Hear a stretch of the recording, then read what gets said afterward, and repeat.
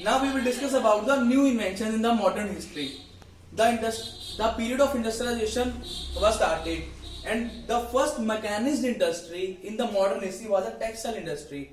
The invention of the power loom, the spinning mold had made a mark in the history. By this, they are making a surplus amount to sell in the other countries and cutting the cost of all the products.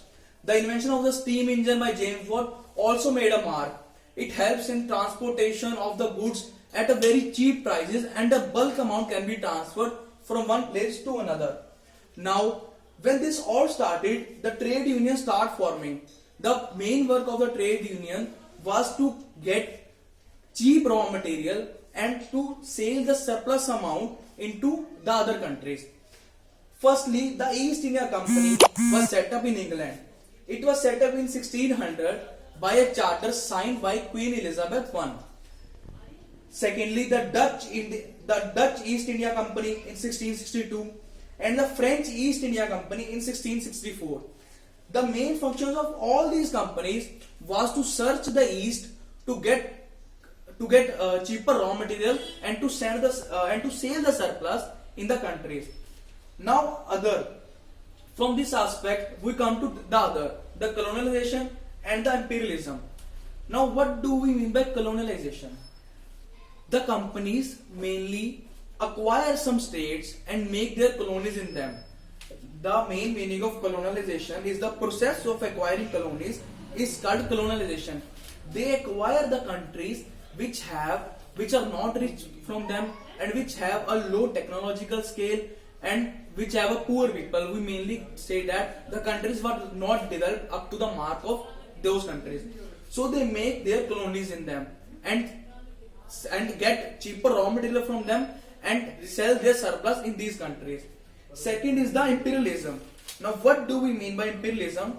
It is the rich and powerful country control the countries which are not rich.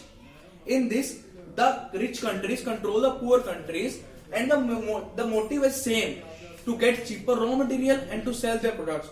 Now, we can say that the main reason behind the colonialism and imperialism is the industrialization.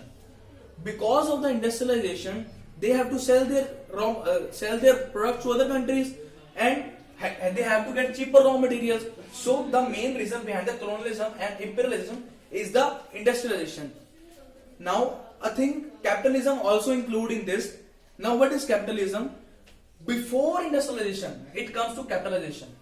Capitalism is the main rich people control the lands and other things in the countries. For example, in Europe, the